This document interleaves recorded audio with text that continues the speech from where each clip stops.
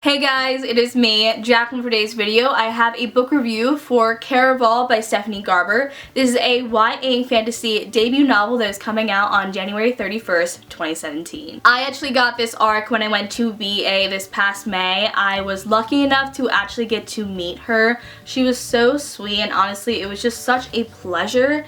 I am so happy to say I love this book. Honestly, I am super excited for anything else she comes out with just because I was so impressed by this book.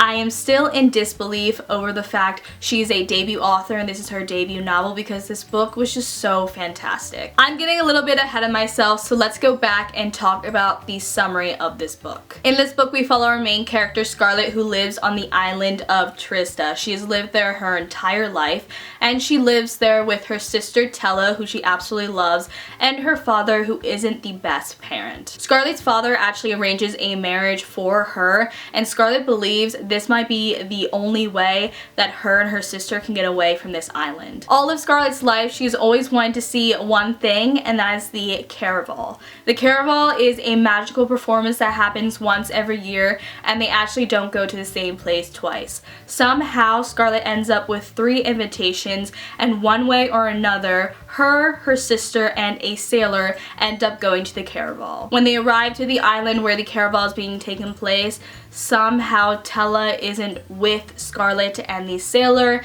and so when the two of them actually approach the Caraval, it becomes obvious that the goal of the game, or this year's game, I should say, is to get Tella. If Scarlett gets to Tella before the end of the game, she will win the ultimate prize, but if she actually doesn't, Tella will be gone forever. I loved this book. I gave it a 4.5 out of 5 stars. I know it's pretty early on in the year to say this, but I already know this is going to be one of my favorite books I read this year. Already, it has just left such a lasting impression on me, and I think it speaks volumes to the fact that once I finished this book the first time, I decided to go back and reread it. So the first thing I have to talk about is the Caraval aspect.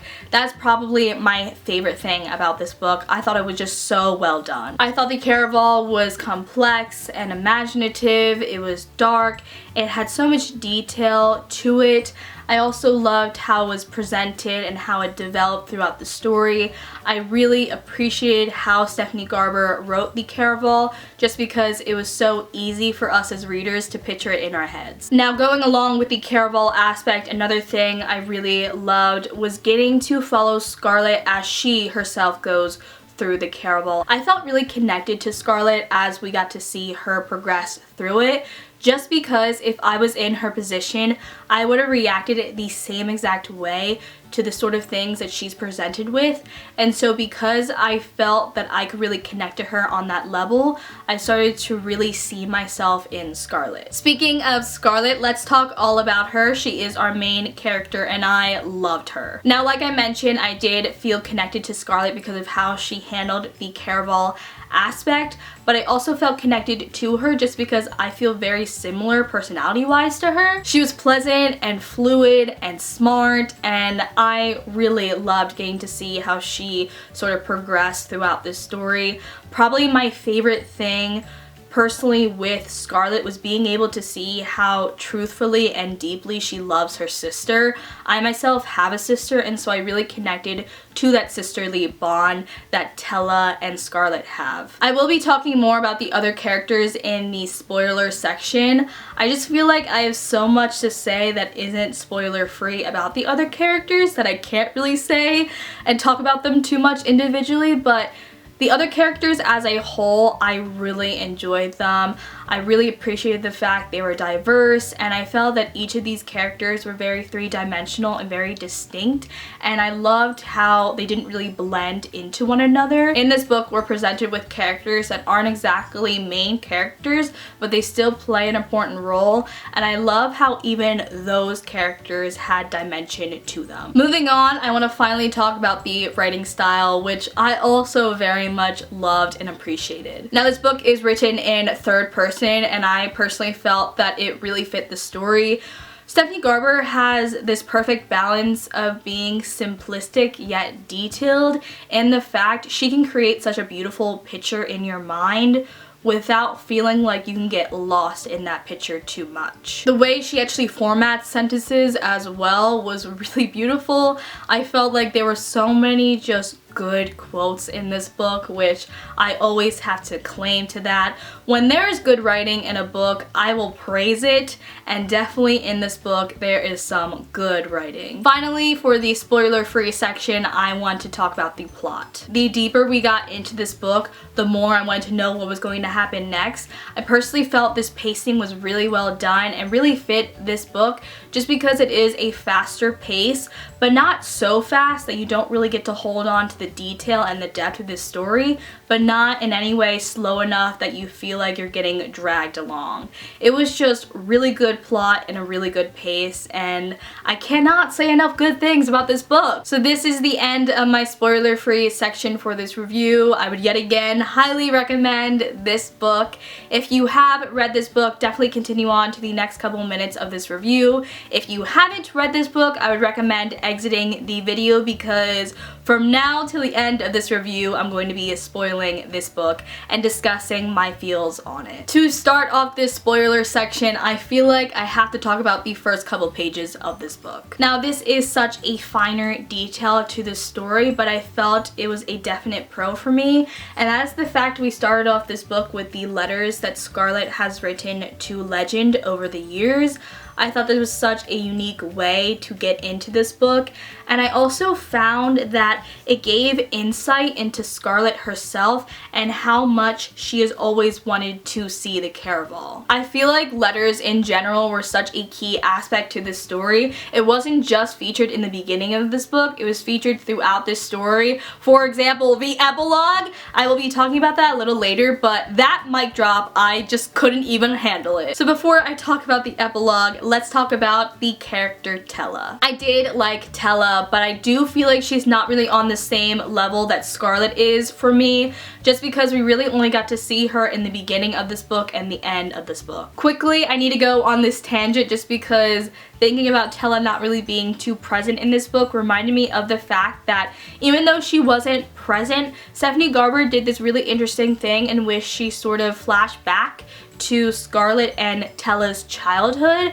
I felt that that really helped us get to know Tella, and also I felt the flashback element sort of helped us understand where Scarlet's love for the Caraval came about. We also got to hear sort of her knowing, like, the grandmother's knowing of the background on Legend, and also I felt this just gave a lot more depth to our characters. Anyway, going back to talk about Tella, the epilogue though, like seriously, after I read that 4-page epilogue, I was like, where is the second book at? I am so looking forward to the second book. I just feel like the epilogue got me so hyped for it because I hope the second book really features Legend and Tella. Speaking of Legend, let's talk all about him because I am very interested in Legend. I'm definitely intrigued, and I feel like I could maybe possibly love his character. I think it depends on how Stephanie Garber handles him. Now, of course, we didn't really get to see too many scenes where he was definitely featured in it, but of course, do we really know that? Because I loved how there was that little detail with the fact that he changes his face for every game or performance. I thought that was so interesting. I do want to get to know him, and I hope that maybe in the second book we do know more about him and get more scenes with him. And also, since in this book there was a lot of talk about Legend's background and history, I hope that if he is featured in the second book, he himself will talk about his history and his past. And I feel like, yet again, I could really like his character. I'm just digging it. I'm digging the mysterious vibe. Moving along, we're going to talk about one of the biggest plot twists I had in this book, just because I didn't even think it could have been a possibility, and then it ended up being a possibility, and I was like, what? And that was the fact that Julian was Legend's brother. Julian as a character I really enjoyed, and I really loved the way he was so supportive of Scarlet throughout this book. I feel like he's a very complex character since we end up finding out he was actually a performer, and since he did present sort of details about his life to Scarlet and they ended up being fiction, I still felt like, although there were certain things we didn't know about him, we still knew the essence of him, and that's what I really enjoyed. I have to say though, quickly, because talking about Julian reminds me of this, the romance factor, I appreciated the fact that was sort of put on the back burner, since the main focus of the story is the Caraval, is Scarlet, and her trying to find her sister. That's the main focus of the story, and I really like the fact it wasn't all about the romance, but I'm not 100% about the romance, and I would have been if at the end Scarlet in her mind didn't say she was in love with Julian. I wish she just said that she realized how much she truly cared about him, and maybe had a little bit more in their conversation about them learning more about one another, or more specifically Julian expressing more about his past, and us as readers could have really pictured or really saw in the second book them further progressing. But the fact that she towards the end said that she thought in her mind at least she loved him, that sort of rubbed me a little bit the wrong way. I did like their interactions and stuff like that. I wasn't bothered by that in any way, shape, or form, because they definitely have chemistry and I can admit to that. But I wish that she didn't throw out that love word. I felt like that was sort of slipped in at the last minute. And along with the romance, I am happy though that it wasn't really spoken out loud. So yet again, us as readers, if we don't really see them a lot in the second book, can assume that they definitely stayed together and ended up really further developing. But if they are featured in the second book, I hope we do see them sort of interact and further develop and eventually get to that love statement in which they say it out loud. Yet again, I'm very conflicted about it because I love these two characters. I do love their interactions. I just don't know about that L word, and I hope in the second book, yet again, we do see them progress and eventually get to saying the L word out loud. And I am happy they didn't say it out loud in this book. Anyway, let's stop talking about the romance. Let's talk about Scarlet and Tella's father. A very popular trope I find that is shown in YA novels is the fact there is a lack of parental support, whether it be because the parent or parents are dead or left or just aren't good parents. Now, this book definitely had that trope, but I found this trope wasn't just placed for no reason. It showed us exactly how strong of a love these siblings have for one another, since they don't get love anywhere else. Yet again, I have a sister, and so the beginning scene in which the girls are caught with Julian by their father really broke me, just because the fact the father knows how much the girls love each other and uses that love against them was so awful. At first I was really confused when we were presented with this scene, just because this book promotes such a strong sibling sisterly bond, and yet the girls were blaming each other, and then it became very obvious really fast the fact that they do blame one another because whoever does something wrong, they won't get in trouble, the other girl will. Imagining being put in that situation with my sister made me realize that I would have done anything to make sure my sister wasn't in any pain, and so I really felt for the siblings. Now, I did feel like the father was a little bit of a plot device, which I'm not mad about, just because specifically towards the end when Tella jumps, Scarlet has this moment where she stands up to her father, and I thought that was such a great moment and really showed how much she developed as a character. So although he was awful and he can go away forever, I really think that he was important for this book in order for this story to progress. Now, quickly, I want to slip in that maybe in book 2, I would really love a little bit more information about Scarlet and Tella's mother.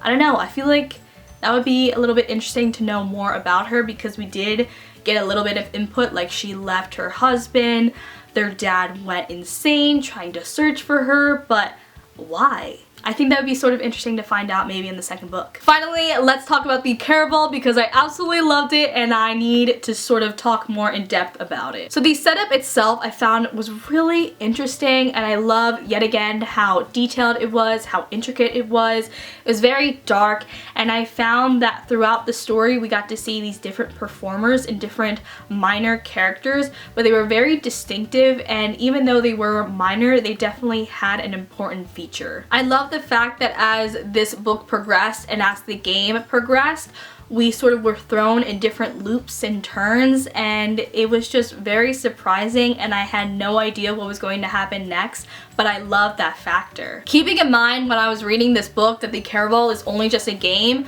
was such a struggle, and I felt for Scarlet because any time that she was really debating with herself and debating on what was going on, I was also doing the same thing. I was like, is that important? Is that a certain clue? Should I follow that? And it's just so interesting how along with Scarlet, you yourself are struggling to remember that the Caraval is only just a game. I can't really think of anything else to talk about for this book review, but if you have something you would like to discuss with me that I didn't mention in this video, please leave it in the comment section. Or please tell me your input on certain things I said in this review. I would just love to hear what you guys thought of this book in general. That is all I have for this video, guys. I will see you guys in my next one. Bye!